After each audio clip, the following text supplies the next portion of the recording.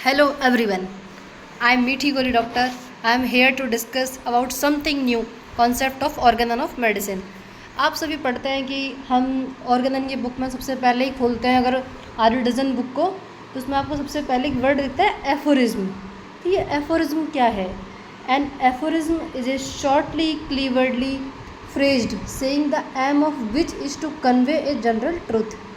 इसका मीन क्या है कि हैनीमैन ने जो भी बुक्स लिखी, जो लास्ट हम पढ़ते हैं आर्यडजन का जो एडिशन है 5th और 6th एडिशन कंबाइंड, उसमें एक ये साइन बना होता है एफोरिज्म का कि उन्होंने हर जो एफोरिज्म है वो क्यों लिखा उन्होंने। वो उसको चाहते तो एक पैराग्राफ में लिख सकते थे, एक ऐसे के रूप में लिख सकते थे, बट एक एफोरिज्म का क्या मतलब है? ये शॉर्टली एक छोटा सा क्लीवर्डली फ्रेज्ड सेइंग कि अपने आप में जो पूरा सेंस रखता हो। फ्रेज हम क्या समझते हैं? एक छोटा सा जो कंप्लीट जो सेंटेंस होता है उसको हम फ्रेज्ड बोलते हैं, जो ज़्यादा बड़ा नहीं होता है। The aim of which is to convey a general truth, कि हैनीमैन उसके ज़रिए जो हमें कोई भी एक ट्रूथ बताना चाह रहे थे, जो भी कोई प्रिंसिपल बताना चाह रहे थे, उसको उन्होंने एफोरिज्म की लैंग्वेज में लिखा था, जो उस टाइम के मेडिसिन सिस्टम में बहुत ज़्यादा प्रचलन में था। नेक्स्ट इसमें हम देखते हैं कि एफोरिज्म 1, जिसका एग्जाम्पल मैंने आपको दिया कि aphorism 1 defines the physicians high and only mission. ये हम इसमें पढ़ेंगे। Each aphorism builds on the last, कि आपको ऐसा नहीं कि आपने फर्स्ट पढ़ा देन आपने थर्ड पढ़ लिया, फिर आपने फोर्थ पढ़ लिया, देन आपने 15 से स्टार्ट कर दिया। मतलब आपको ऐसे पढ़ना है कि 1 पढ़ा, 2 पढ़ा, 3 पढ़ा, आप उसको डिवाइड, आगे हम एक सीरीज है उसमें एक थीमेटिक मैप बना के चलेंगे कि हमें एफोरिज्म कैसे याद करना है, जो आपको लॉन्ग लास्टिंग लंबे टर्म तक याद रहेगा।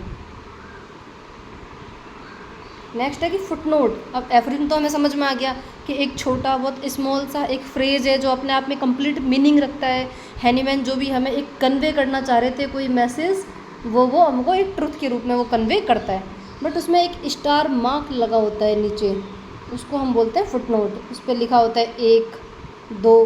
तो ये फुटनोट क्या है? Footnote is not an explanation of an aphorism. तो आपको कभी भी ये नहीं समझना है कि ऊपर जो एफोरिज्म लिखा हुआ है उसी की एक्सप्लेनेशन है फुटनोट, नहीं, but the further elaborated extension of the same matter, कि उन्होंने एक प्रिंसिपल लिख दिया, एक गाइडलाइन लिख दी, उसको कैसे फॉलो करना है, वो उसमें रीजनिंग, उसके पीछे क्या साइंस है, उसके पीछे क्या आर्ट है, वो सारा एक्सप्लेन किया गया है फुटनोट के अंदर। Extension of the same matter, कि जो उन्होंने ऊपर लिखा है एफोरिज्म के अंदर उसी को उन्होंने एक्सप्लेन किया है। हो सकता है कि उसमें कोई एग्जाम्पल दिया गया हो सकता है कि उस चीज़ को उन्होंने एलाबोरेट किया हो कि हम उसको और कैसे अच्छे तरीके से समझ सकते हैं। An explanatory note placed at the bottom of the page और इन स्मॉल टाइप्स। मैंने बताया स्मॉल टाइप्स कि वो 1 करके हो सकता है, कोई स्टार मार्क्स करके हो सकता है, या हैश करके भी हो सकता है। एक्सपेंडिंग ऑन द एफोरिज्म, कि जो लिखा हुआ है एफोरिज्म उसको वो एक एलाबोरेट फॉर्म है, उसका एक्सप्लेनेशन नहीं है, वो उसका एक्सप्लेनेशन नहीं है, उसका एलेबोरेटिव फॉर्म है।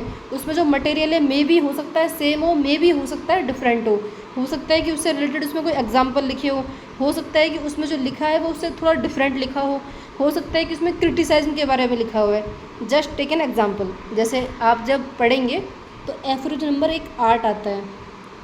8 नंबर का जो एफोरिज्म है उसमें लिखा हुआ है removal of symptoms is called cure, ठीक है, बट इसका जो फुटनोट है उसमें लिखा हुआ है कि ह्यूफलैंड, जो एक पायोनियर थे, एक साइंटिस्ट थे, उन्होंने ह्यूफलैंड जिनका नाम है, उन्होंने क्रिटिसाइज़ किया था होम्योपैथी को।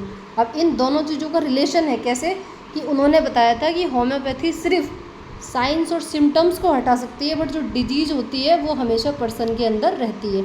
मतलब तो वही हुआ उस बात का कि उसमें उन्होंने बताया क्योर के बारे में 8 एफोरिज्म के अंदर, और जबकि 8 के फुटनोट में उसको क्या कर दिया गया था? क्रिटिसाइज़ कर दिया गया था होम्योपैथी को।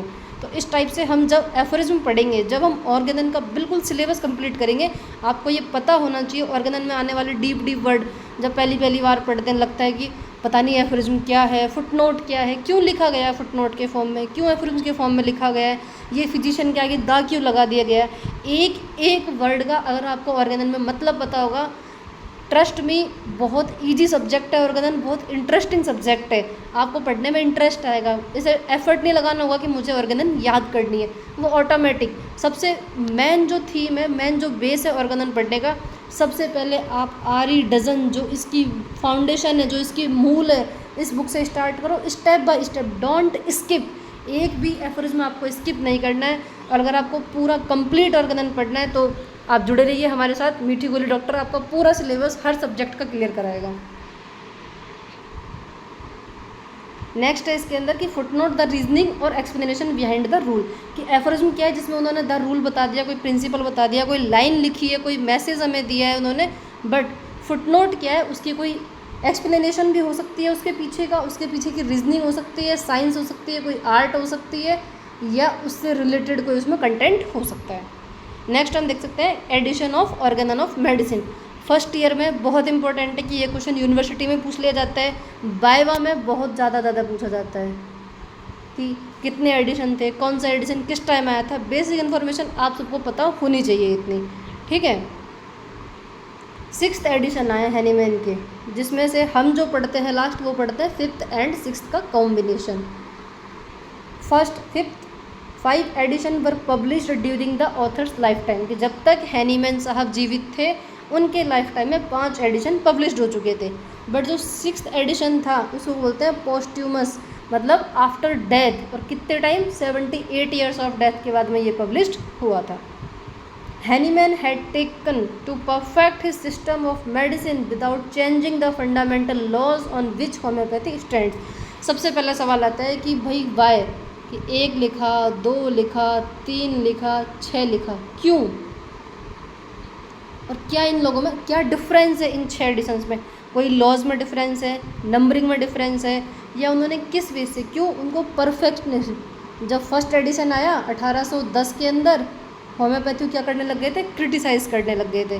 फिर उन्होंने एडिशन उसमें इम्प्रूव किया अपना, ऑग्यूमेंटेड जिसको बोला अपन ने। सेकंड एडिशन आया, ओल्ड से पेयर आया, थर्ड एडिशन आया और इम्प्रूव्ड हुआ, फोर्थ एडिशन आया, उसमें हम डिस्कस करते हैं किस किस में क्या चेंजेज हुए। बट एक चीज़ क्या थी, without changing the fundamental laws on which homoeopathy stand, जो कि हमारे क्या है 7 कार्डिनल प्रिंसिपल, वो सब में सेम रहे थे, ठीक है।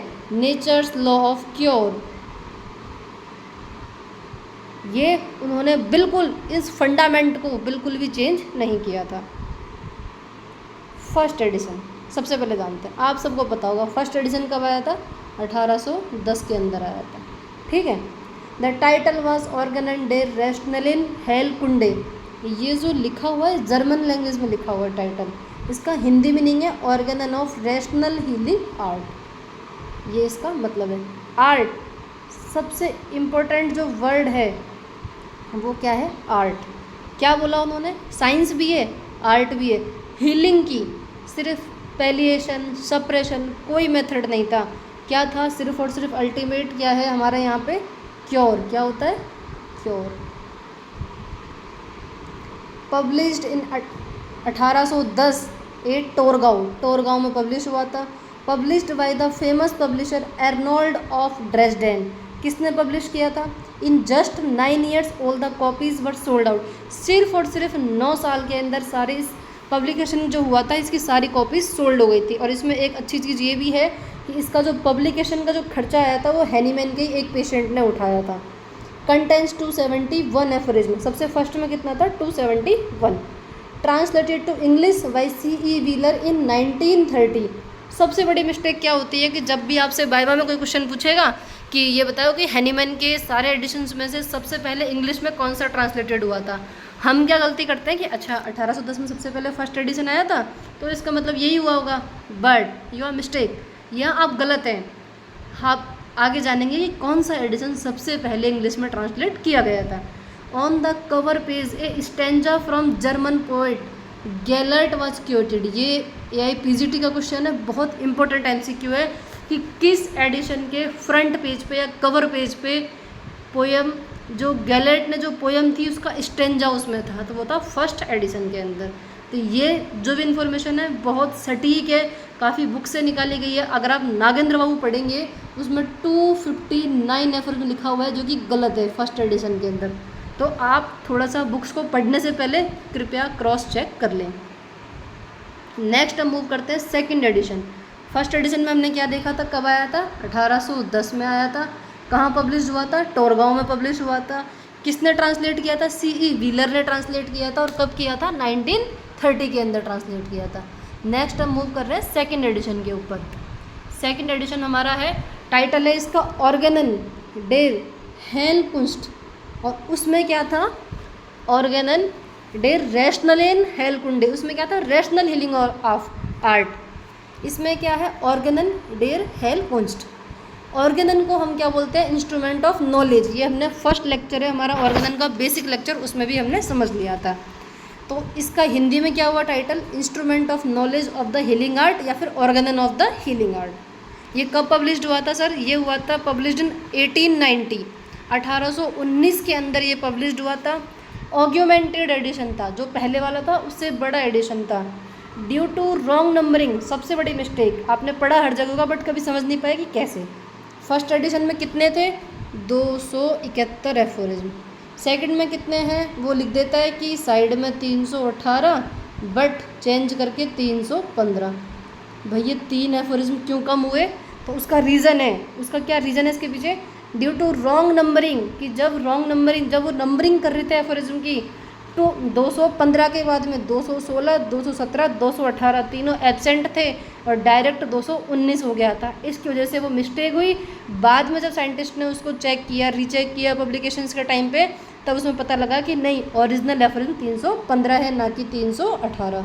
तो ये आपको समझना चाहिए, और ये हो सकता है कि वाइवा में आपसे पूछ लिया जाए। जो गैलर्ट की जो पोयम थी उसकी जगह इसमें क्या आया था, ओडोसपेयर। ओडोसपेयर हम इसमें आगे डिस्कस करेंगे क्या होता है। और it was translated to French by Georges Brunnow in 1824। This is the first French translation of Organon. इतना इम्पोर्टेंट क्वेश्चन है, आपने अगर ये लेक्चर देख लिया ना, यूनिवर्सिटी, वाइवा, पीजी, हर चीज़ के लिए बेस्ट है। एडिशन ऑफ ऑर्गेनन से अगर कोई भी क्वेश्चन आता है आप मिस नहीं कर सकते। तो आगे हम समझते हैं किस चीज़ के बारे में, ओडोसपेयर के बारे में। ओडोसपेयर क्या होता है साहब, ओडोसपेयर है dare to be wise, bold and sensible. मतलब कुछ भी करने के लिए बुद्धिमान होने के साथ साथ क्या भी होना चाहिए, करेज, हिम्मत। जैसे कि समझिए इसमें क्यों दी गई ये चीज़। Hahnemann continue to work to improve what he found to be true. His father's moral teachings gave Hahnemann the courage to face the adverse condition। जब पहली बार 1796 में हैनीमैन ने एक प्रपोजल रखा कि लेट्स लाइक क्योर लाइक, कि similar सिमिलम्बस क्यूरेंटर, कि जो किसी हेल्दी पर्सन में सिम्टम्स प्रोड्यूस कर सकती है, वही मेडिसिन, वही रेमेडी, वही मटेरियल किसी डिजीज पर्सन को वापस से हेल्दी स्टेट में भी ला सकती है। बड़ा अजीब सा था, मेडिकल की जो उस टाइम की एक सिस्टम था उसके अंदर एक बहुत बड़ी एक चीज़ आई थी कि ये कैसे पॉसिबल है। और जब भी कोई नई चीज़ आती है मार्केट में, किसी भी सिस्टम में, कोई भी वेरिएशन मेडिसिन सिस्टम हो, तो उसके लिए हमेशा क्रिटिसाइज़ किया जाता है। तो इसीलिए हैनीमैन को भी जब 1810 में उन्होंने सबसे पहले पब्लिश किया था अपना फर्स्ट एडिशन, तो एक तो उन्हीं के ही साथ के जो क्लासमेट थे, जो बैचमेट थे, ह्यूफ्लैंड, इन्होंने क्रिटिसाइज़ किया था सबसे पहले होम्योपैथी को, जो कि एफर्ज नंबर 8 के फुटनोट में डिस्कस्ड है। इन्होंने बताया था कि होम्योपैथी सिर्फ सिम्टम्स को रिमूव करती है, बट डिजीज़ हमेशा परसिस्ट रहती है। इसके अलावा काफ़ी जनरल्स भी पब्लिश्ड हुए थे जिन्होंने होम्योपैथी को क्रिटिसाइज़ किया था। बट हैनीमैन के फादर ने उन्हें एनकरेज किया, एक मोरल टीचिंग दी कि अगर तुम्हें कुछ भी नया करना है तो उसके लिए तुम्हें करेज, उसके लिए तुम्हें हिम्मत रखनी पड़ेगी और तुम्हें इन एडवर्स कंडीशंस को फेस करना ही होगा। And he got these words from the old church of Saint Ephra near the Prince's School of मिसेन। मिसेन में भी उन्होंने ये वर्ड सुना था एक स्कूल के अंदर कि आपको अगर कुछ भी नया करना है लाइफ में तो डेयर टू बी वाइज, हमेशा आपको उस चीज़ को, एडवर्स सिचुएशन को फेस करने के लिए रेडी रहना ही होगा। The phrases aligns with his belief, और उन्होंने इस चीज़ को बढ़ाया that doctors must think critically, observe nature and use reason instead of blindly following tradition. तो उस टाइम का जो ट्रेडिशन चल रहा था, उस टाइम क्या था कि ब्लिस्टर्स, आप पढ़ेंगे जब अपन एफर्स में डिस्कस करेंगे, ब्लिस्टर्स, लीचिंग, इस टाइप के जो क्या होते थे ट्रीटमेंट्स यूज़ किए जाते थे, मेथड्स। जो पेशेंट ऑलरेडी सफ़र है, जो ऑलरेडी पेन में है, उसे इन चीज़ों से और ज़्यादा तकलीफ़ दी जाती थी उसे ठीक करने के लिए। तो हैनीमैन ने सोचा कि मैं इस ट्रेडिशन को फॉलो करने के बजाय ब्लाइंडली अपने रीजन्स, अपनी आर्ट का, नेचर को यूज़ करो, और क्रिटिकली अपने माइंड का, अपने नॉलेज का उन्होंने अच्छे से यूज़ किया और इस सिस्टम को उन्होंने बनाया, जो कि ना कि किसी एक जो सिस्टम चल रहा था उसको ब्लाइंडली उन्होंने फॉलो किया। और इसी के लिए ही ऑडोसेपियर वर्ड यूज़ किया गया है। आज भी मॉडर्न टाइम में भी even today homoeopaths are criticised as placebo doctors. आज भी हमें बोलते हैं कि मीठी गोली देते हैं, कुछ नहीं होता, 2-4 गोली खाओ, बस बताते रहते हैं कि 4-4 गोली खाते रहो, दिमाग भटकता रहेगा, बीमारी अपने आप ठीक हो जाएगी। बट नॉट, अगर आप रेमेडी सही तरीके से देते हो, फाउंडेशन के बेस पे देते हो, फंडामेंटल प्रिंसिपल्स के बेस पे देते हो, एक्यूट केस हो, क्रॉनिक केस हो, कोई भी केस हो, हमारी होम्योपैथी हर चीज़ में वर्क करती है, क्योर करती है। It's work like a magic. Only dare to be wise attitude can allow the true homoeopaths to practise their discipline. कि अगर आपको होम्योपैथी के प्रिंसिपल्स पे सिंगल सिंपल मिनिमम डोज जो कि 272 एफरेज्म के अंदर मेंशन है, अगर आप क्लासिकल होम्योपैथी में वर्क करते हो तो आपको अपना एटीट्यूड पॉजिटिव रखना होगा एंड हमेशा करेज रखना होगा कि आपको अपने आप को प्रूफ करना है, ना कि बस ठीक है हम तो चलता रहता है, मीठी गोली देंगे और हमारा भी काम हो जाएगा, मरीज़ भी ठीक हो या ना हो हमें क्या फ़र्क पड़ता है। नहीं, अगर आपको एक ट्रू होम्योपैथ बनना है, ट्रू होम्योपैथी की प्रैक्टिस करनी है, आपको ऑर्गेनन की एक लैंग्वेज को डीपली समझना ही होगा। नेक्स्ट डिस्कस करते हैं हम थर्ड एडिशन के बारे में। थर्ड एडिशन कब आया था आपका? सर ये आया था आपका 1824 के अंदर। ये कहाँ पब्लिश्ड हुआ था? ये पब्लिश्ड हुआ था कोथेन के अंदर। और सेकंड वाला कहाँ हुआ था? लिप्जिग में। ये आप थोड़ा सा ध्यान रखना, उसमें शायद में से सेकंड हुआ था लिप्जिग में, फर्स्ट कहाँ हुआ था? टोरगांव में, और नेक्स्ट बाकी सारे कहाँ हुए? कोथेन के अंदर। ये 317 में अफोरिज्म थे, और वही जो मिस्टेक जो उसमें थी सेकंड एडिशन में कि इसमें रॉन्ग नंबरिंग की वजह से 320 था, उसको करेक्ट करके 317 कर दिया गया था। Published in 1824 from Koethen. It is described improved edition, मतलब पहले वाला था उसी का इम्प्रूव्ड था, कुछ भी इसमें चेंज नहीं किया गया था, और टाइटल भी इसका अनचेंज्ड था। इसके बारे में ज़्यादा क्वेश्चन पूछे नहीं जाते हैं। मोस्टली जो क्वेश्चन आपसे पूछा जाएगा फर्स्ट एडिशन के बारे में पूछा जाएगा, ऑडोसेपियर से रिलेटेड पूछा जा सकता है, सेकंड एडिशन, फोर्थ एडिशन, बाकी 50 मिलीसिमल कब इंट्रोड्यूस किया गया था। नेक्स्ट हम इसको और डिस्कस करेंगे। नेक्स्ट मूव करते हैं फोर्थ एडिशन के बारे में। Published in 1829। एफरेज्म कितने सर इसमें? 292। बहुत इजी तरीका याद करने का, 29 292। मैंने बहुत मतलब अपने एग्जाम के टाइम पे बिल्कुल ऐसे याद किया था। इसके मैं आपको लास्ट में एक ट्रिक भी बता सकता हूँ कि आप कैसे याद रखेंगे। वही ये भी कोथेन में पब्लिश्ड हुआ था। It was translated to English by H Devrient in 1833। This is the first English translation of Organon. सबसे पहला इंग्लिश ट्रांसलेशन कौन सा है? फोर्थ एडिशन है, जो कब हुआ था? 1833 में हुआ था। तो सर फर्स्ट वाला कब हुआ था? भाई साहब वो 1913 में हुआ था। तो कभी भी मिस्टेक मत करना कि फर्स्ट वाला पहली बार ही ट्रांसलेट हुआ होगा। कब हुआ था? फर्स्ट किसको बोला जाता है? फोर्थ एडिशन को बोला जाता है। This is the first English translation of Organon. French वाला कौन सा था? सेकंड एडिशन था, जो सबसे पहली बार फ्रेंच में ट्रांसलेट हुआ था। किसने किया था? एच डिब्रिएंट ने किया था। कब किया था? 1833 में किया था। Next important thing, theory of chronic diseases was introduced in the edition in the aphorism, few of them were omitted. It contained 292 aphorism। मतलब थ्योरी ऑफ क्रॉनिक डिजीज जो कब लिखी थी हैनीमैन ने? 1828 में। और इसको कब इंट्रोड्यूस कर दिया? 1829 में। Hahnemann wrote the book the chronic disease, first volume in the year of 1828 में। In this theory of Hahnemann identified the soric miasm as the cause of most disease। अब ये तो हमें पता है कि सोरिक जो मियाज्म होता है उसको फंडामेंटल बोलते हैं, मदर ऑफ ऑल मियाज्म बोलते हैं। 7/8 कि अगर कोई वर्ल्ड वाइज अगर देखते हैं अगर 8 जो बीमारी होती है उसमें 7 का जो कॉज होता है वो कौन सा होता है? सोरा ही होता है। ये हम मियाज्म के टॉपिक में आगे डिस्कस करते हैं। फिफ्थ एडिशन के बारे में जानते हैं। फिफ्थ एडिशन कब पब्लिश्ड हुआ था? सर ये पब्लिश्ड हुआ था 1833 में। कितने एफरेज्म थे? 294। English translation was done by Dudgeon. इनका फुल नेम है आरी डजन, जो हम पढ़ते हैं आरी डजन। ये वही एडिशन है।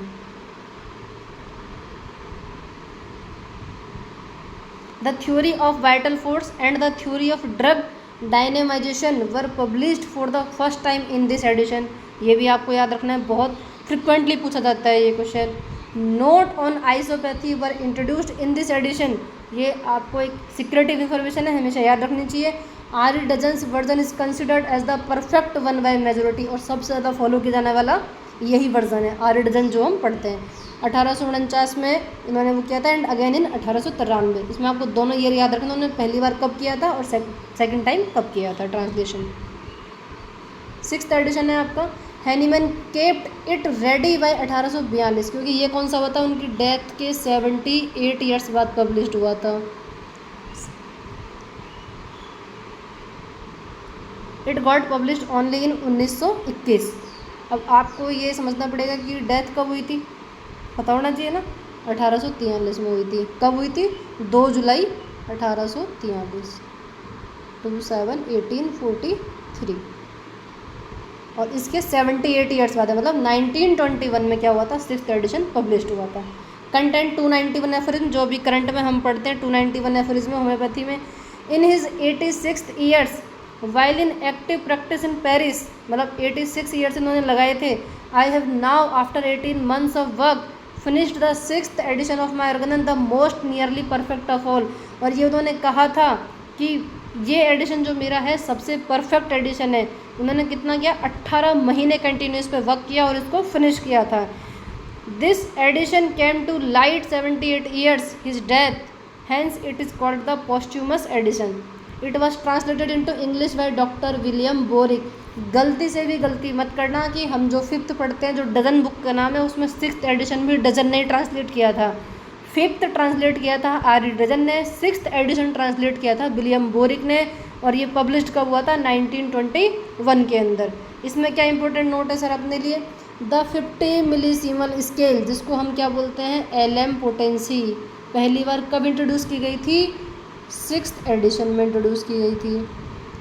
The theory of repetition of doses were introduced also. The term vital force को वाइटल प्रिंसिपल्स भी इसी एडिशन में किया गया था, क्योंकि उस टाइम जो मेडिसिन का सिम्टम था उसने लाइफ फोर्स, वाइटल फोर्स या फोर्स जो शब्द था उसको मेडिसिन के अंदर एक प्रिंसिपल के अंदर कन्वर्ट कर दिया गया था, रिप्लेस कर दिया गया था। तो नाउ यहाँ हमारे 6th एडिशन कंप्लीट होता है। सबसे बेस्ट तरीका याद करने का जो मैंने किया था अपने टाइम में, सबसे पहले आपको याद रखना है कि सारे 18 में, लास्ट वाला 19 में। एक सिंपल सी नंबर याद रखना है, 10, 24, 29, 10, 18, 24, 29, 33 और 21। सबसे पहले फर्स्ट वाला सबको याद होता है 271 है, लास्ट वाला सबको याद होता है कौन सा है, 291 है। ठीक है, 4th वाले का मैंने आपको बता दिया कितना याद रखना है, 292। अब बचे 3, इसमें पता है कि 3 में गड़बड़ हुई थी, तो पहले ज़्यादा तो होने से रहा, तो 318 थे, चेंज करके 315 हो गए। इसमें कितना था, 320 था 3rd वाले में, जो कब आया था आपका 1824 में आया था। इसमें कितना था, 320 था, जो 317 हो गए बाद में। और 5th वाले में कितना है आपका, 294। थैंक यू गाइस, आज का लेक्चर हमारा यही एंड होता है। आगे कंटिन्यू करेंगे हम ऑर्गेनन के नए कॉन्सेप्ट, नई सीरीज़ के बारे में। एंड कमेंट करके बताएं आपको लेक्चर कैसा लगा, और सब्सक्राइब कीजिए मीठी बोली डॉक्टर को।